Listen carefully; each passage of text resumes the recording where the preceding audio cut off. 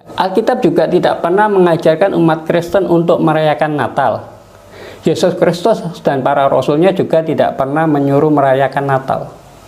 Jadi tidak ada satupun dalam Alkitab itu Yesus bersabda, rayakanlah kelahiranku. Itu tidak ada. Assalamualaikum warahmatullahi wabarakatuh. Jumpa kembali bersama kami Insan Mualaf. Jangan lupa like dan subscribe channel kami, agar selalu menghadirkan video-video terbaru tentang mualaf.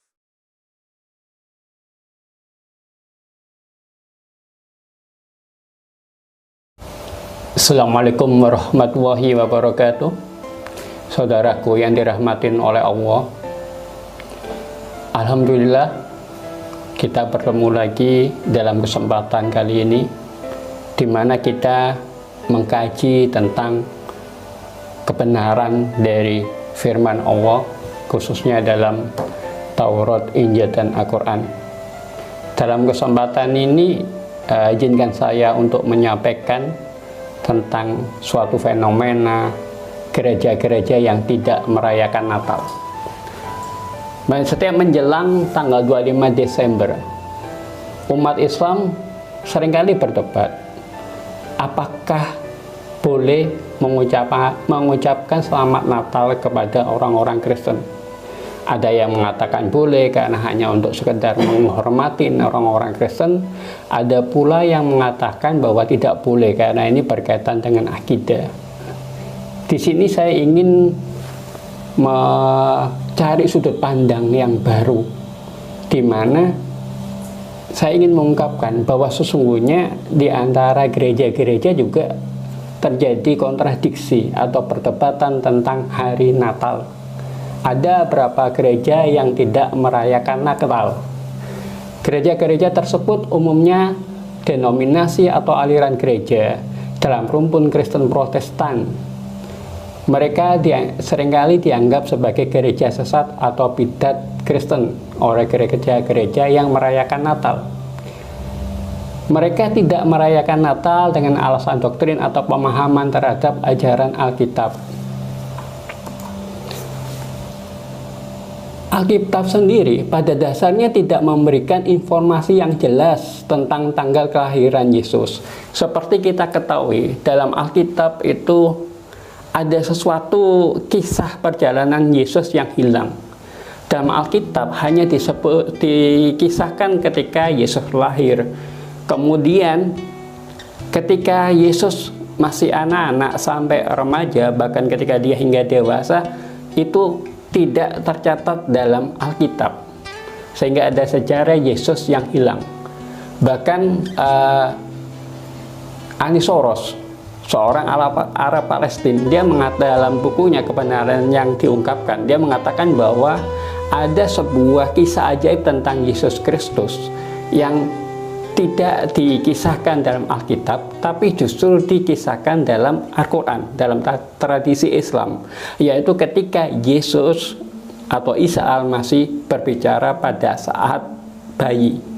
Ini dalam Alkitab tidak ada kisah ini. Karena apa? Karena memang dalam Alkitab itu banyak terjadi kontradiksi, kemudian ada juga kisah jejak kehidupan Yesus yang hilang tadi. Sehingga muncullah sebuah peluang ada menjadikan Yesus sebagai simbol perbantahan. Seperti kata seorang Simon namanya, seorang Yahudi. Simon ini mengatakan bahwa Yesus Kristus akan menjadi simbol perbantahan. Akan banyak orang yang ditinggikan oleh Yesus, akan banyak orang pula yang tergelincir imannya karena memahami jati diri Yesus yang salah. Nah, sedangkan tentang Mormon ini, tentang Kristen yang tidak merayakan Natal ini, mereka pada dasarnya ragu akan bahwa Yesus lahir tanggal 25 Desember. Beberapa literatur menyebutkan selama lebih dari 300 tahun hari Natal dirayakan pada tanggal yang berbeda-beda. Pada tahun 354 Masehi, Bishop Roma mengumumkan bahwa tanggal 25 Desember sebagai hari raya penyembahan berhala untuk menghormati Dewa Saturnus yang harus dirayakan oleh orang Kristen untuk menghormati kelahiran Kristus. Tetapi di Timur Tengah, tanggal ini tidak diterima dan selama berabad-abad tanggal 6 Januari dirayakan sebagai hari kelahiran Yesus, terutama di Mesir. Beberapa cabang gereja Ortodoks Timur bahkan sekarang ini merayakan tanggal 6 Januari sebagai hari raya Natal. Jadi tentang hari raya Natal sendiri di antara gereja-gereja ini mereka tidak satu suara. Ada gereja yang merayakan Natal tanggal 6 Januari, ada gereja yang tidak merayakan Natal, bahkan ada gereja yang menyatakan bahwa sesungguhnya tanggal 25 Desember itu merupakan hari kelahiran Dewa Matahari atau Dewa Saturnus. Alasan gereja-gereja yang tidak merayakan Natal ini, yang pertama adalah ada denominasi gereja yang beralasan bahwa kita tidak tahu kapan Yesus lahir. Kelahiran Yesus tidak tercatat dalam Alkitab, cuma kisahnya aja yang tercatat, tapi kapan tahun tepatnya Yesus lahir tidak tertulis secara jelas dalam Alkitab. Ada denominasi gereja yang beralasan bahwa merayakan Natal tidak pernah diajarkan di Alkitab, juga tidak pernah dilakukan oleh gereja-gereja di Alkitab Perjanjian Baru. Jadi kalau kita mempelajari Alkitab Perjanjian Lama, tidak satu pun dari penulis Alkitab tersebut yang mereka mengisahkan bahwa orang-orang Kristen pada masa awal itu merayakan kelahiran Yesus. Tidak ada. Yang ketiga, Alkitab juga tidak pernah mengajarkan umat Kristen untuk merayakan Natal. Yesus Kristus dan para rasulnya juga tidak pernah menyuruh merayakan Natal. Jadi tidak ada satupun dalam Alkitab itu Yesus bersabda, rayakanlah kelahiranku, itu tidak ada. Kemudian yang keempat, ada alasan denominasi gereja yang beralasan bahwa 25 Desember, tanggal perayaan Natal merupakan tradisi penyembahan berhala untuk merayakan Dewa Matahari yang kemudian diubah gereja menjadi tanggal kelahiran Yesus Kristus. Kita belajar kepada sejarah, di mana pada saat itu Roma Katolik, kita belajar dari sejarah. Pada saat itu kerajaan Romawi adalah agama pagan. Tapi kemudian ketika masa Kaisar Konstantin Agung itu berkuasa, maka saat itu orang-orang Kristen di Romawi tumbuh pesat. Kristen dibawa ke Romawi oleh Rasul Paulus itu. Nah, kemudian disitulah terjadi konsili-konsili, mulai konsili Nicea 1, konsili Nicea 2, dan seterusnya. Nah, disinilah kemudian terjadi semacam sinkretisme, pembauran dari tradisi agama pagan ke agama Kristen, sehingga banyak simbol-simbol kekristenan yang diadopsi dari agama pagan, termasuk tentang hari raya Natal ini gitu. Tanggal 25 Desember menurut sebagian orang Kristen sendiri itu bukanlah hari kelahiran Yesus, tapi merupakan tradisi penyembahan berhala untuk merayakan hari Dewa Matahari. Kemudian ada sejumlah denominasi gereja yang beranggapan bahwa semua hari adalah sama. Tiap hari adalah hari raya, bukan hanya 25 Desember. Beberapa gereja yang tidak merayakan Natal adalah Quaker yang memisahkan diri dari gereja Inggris. Gereja Advent hari ke-7 juga tidak merayakan Natal. Saksi Yehova selain tidak meyakini tentang Kristen Trinitas, Saksi Yehova ini dia mengakui bahwa Tuhan itu esa. Tapi kemudian dia juga tidak merayakan Natal. Kemudian gereja Kristus yang lahir dari gerakan restorasi di Amerika Serikat pada tahun 1906 juga tidak merayakan Natal. Kemudian ada gereja lain, yaitu gereja Yudaisme Mesianik, yaitu orang-orang Yahudi yang percaya bahwa Yesus adalah Mesias anak Allah. Yudaisme Mesianik ini muncul pada tahun 1960-an di Amerika Serikat dengan memasukkan teologi gereja Injil dengan unsur-unsur Yahudi. Kemudian ada gereja Allah Bersatu, dan yang terakhir adalah Kristen Ortodoks Syria. Banyak gereja-gereja yang lain yang juga tidak merayakan Natal. Adapun alasan Kristen Advent tidak merayakan Natal karena umat Kristen yang menjadi jemaat Advent tidak pernah menolak hari Natal. Mereka hanya memandang bahwa perayaan Natal tidak diwajibkan dalam Alkitab. Hanya ada satu hari kudus bagi mereka, yaitu hari Sabat. Apalagi usut punya usut, sejarah Natal atau Christmas memiliki koneksi dengan tradisi penyembahan berhala. Selain itu, Saksi Yehova juga tidak merayakan Natal. Ada 4 poin dari Saksi Yehova kenapa mereka tidak merayakan Natal. Yang pertama, Saksi Yehova percaya bahwa Yesus memerintahkan manusia untuk memperingatin kematiannya, bukan kelahirannya. Jadi Saksi Yehova ini menganggap bahwa kematian Yesus itu lebih istimewa daripada kelahiran Yesus. Kemudian Saksi Yehova menganggap bahwa rasul-rasul dan murid-murid Yesus tidak pernah merayakan Natal. Karena apa? Karena sesungguhnya perayaan kelahiran Yesus itu, perayaan Natal itu dilakukan pertama kali pada tahun 243 Masehi, yaitu seabad setelah kematian para rasul. Jadi memang perayaan Natal ini tidak dari awal diajarkan oleh Yesus maupun diperhatikan oleh para rasul. 12 rasul Kristus tidak merayakan Natal. Tapi justru ketika 12 rasul ini sudah meninggal, 1 abad kemudian barulah dirayakan Natal. Jadi Natal pada sesungguhnya kalau dikatakan bisa menjadi bid'ah karena tidak diperhatikan oleh Yesus dan orang-orang awal pada masa kekristenan. Kemudian yang ketiga, Saksi Yehova tidak menemukan bukti kuat bahwa tanggal 25 Desember benar adalah hari kelahiran Yesus. Alkitab pun tidak mencatat secara jelas bahwa tanggal 25 Desember merupakan hari kelahiran Yesus. Kemudian, Saksi Yehova mengatakan bahwa Natal adalah kebiasaan orang kafir, sehingga tidak akan berkenan di hadapan Allah.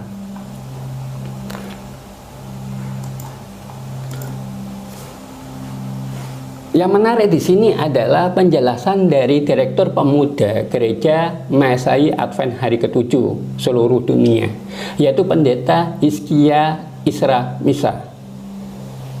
Dalam penjelasannya, Pendeta Hizkia ini memang mengakui adanya perbedaan pendapat antara Gereja Advent Hari ke-7 dengan gereja lain terkait perayaan Natal. Gereja Advent berpendapat Yesus Kristus tidak lahir pada tanggal 25 Desember. Dikatakan pada zaman sahabat-sahabat Yesus tidak mengenal atau tidak mengetahui tentang tanggal dan bulan kelahiran Yesus.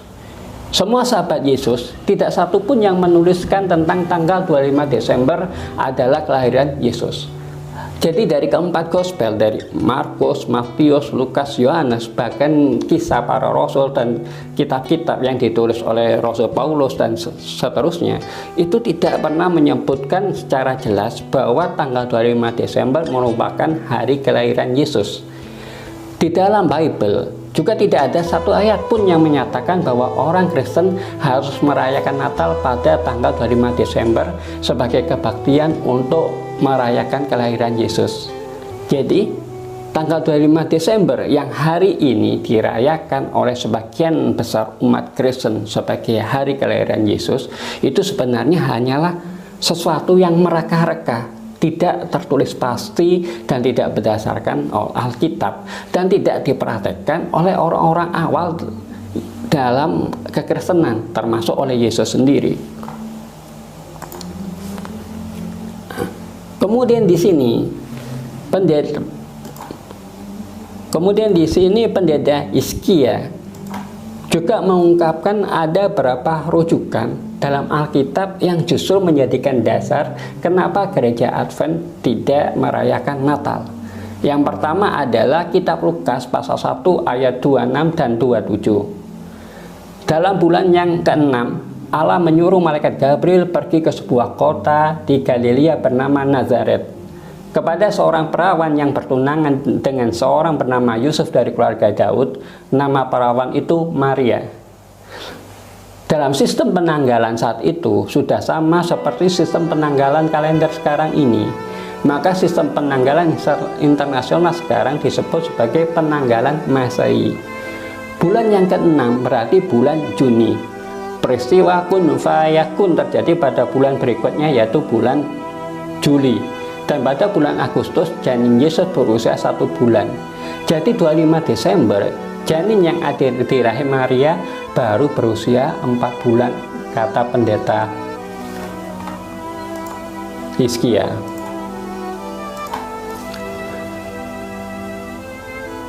Dan di dalam kitab Lukas pasal 2 ayat 6 disebutkan, ketika mereka di situ, tibalah waktu bagi Maria untuk bersalin. Berarti Maria bunda Yesus melahirkan Yesus setelah 9 bulan hamil. Maka jika dihitung sejak usia janin 1 bulan, yaitu bulan Agustus, maka Yesus lahir pada bulan April. Jadi di sini dalam Lukas pasal 2 ayat 6, kalau kita berpedoman bahwa Yesus janinnya berusia 1 bulan waktu Agustus, maka harusnya Yesus itu lahir pada bulan April, bukan bulan Desember. Kemudian di kitab Lukas pasal 2 ayat 6, pasal 2 ayat 8 disebutkan, di daerah itu ada gembala-gembala yang tinggal di padang menjaga kawanan ternak mereka pada waktu malam. Gembala di sekitar Yerusalem dan Bethlehem tidak pernah tinggal menginap di daerah padang rumput terbuka di bulan Desember. Karena suhu daerah itu pada bulan Desember tengah malam berkisar antara 0 derajat Celcius sampai 4 derajat Celcius. Yang menjadi fakta adalah bahwa kembali di daerah Yerusalem dan Bethlehem melakukan hal itu antara akhir bulan Maret sampai pertengahan bulan April. Jadi kalau kita mengacu kepada Lukas pasal 2 ayat 8 ini, itu sebenarnya ketika gembala-gembala itu di padang rumput, itu menandakan bahwa pada saat itu merupakan musim kemarau, bukan musim dingin. Karena pada bulan Desember tadi musim dingin dan suhu daerah itu berkisar antara 0 derajat Celcius sampai dengan 4 derajat Celcius. Kemudian disebutkan pula dalam Esra pasal 10 ayat 9. Lalu berhimpunlah semua orang laki-laki Yehuda dan Benyamin di Yerusalem dalam 3 hari itu, yakni dalam bulan ke-9 pada tanggal 20 bulan itu. Seluruh rakyat duduk di halaman rumah Allah sambil menggigil karena perkara itu dan karena di hujan lebat. Di Yerusalem dan Bethlehem itu, mulai bulan September sampai pertengahan Februari sangat dingin, kata pendeta misa. Bahkan bapak gereja yang bernama Clement dari Alexandria pada tahun 211 Masehi mengatakan bahwa kelahiran Yesus terjadi pada tanggal 21 April. Jadi di sini kalau kita menarik kesimpulan dari beberapa ayat yang dikemukakan oleh pendeta misa ini, sesungguhnya Yesus itu diperkirakan lahirnya itu pada tanggal 21 April. Ada juga gereja-gereja yang merayakan kelahiran Yesus itu pada tanggal 6 Januari. Inilah. Jadi sebenarnya kita tuh harusnya tidak hanya berdebat, oh bolehkah kita mengucapkan selamat Natal atau tidak. Karena apa? Karena sesungguhnya di gereja sendiri itu tidak satu suara tentang hari Natal. Ada beberapa gereja yang tidak merayakan Natal. Dulu ketika saya masih menganut Kristen Mormon, kemudian 2005 saya menganut Kristen Unitarian, saya juga termasuk orang Kristen, jemaat Kristen yang tidak merayakan Natal. Jadi ketika sekarang ini pun, ketika saya mulai tahun 2009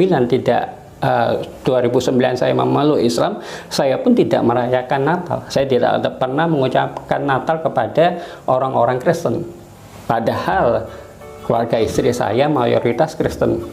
Istri saya 8 saudara, hanya dia yang Islam, masuk Islam tahun 2009.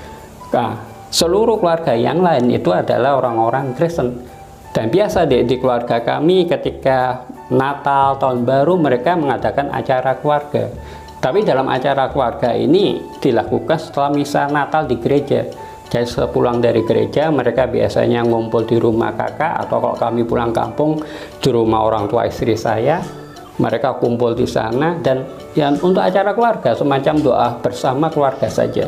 Kami sebagai orang Muslim tidak diwajibkan untuk datang. Kalaupun datang, kami tujuannya bukan untuk merayakan Natal, tapi menghormatin acara keluarga tadi. Kemudian seringkali kami melakukan silaturahim kepada saudara-saudara Kristen yang lain, misalnya ke Amang Tua atau Pak D kami ya yang di Tomang dan sebagainya. Di situ pun cuma silaturahim biasa. Saya pun ketika berhadapan dengan mereka tidak pernah saya mengatakan selamat Natal, paling cuma selamat saja. Karena apa? Karena ya itu tadi.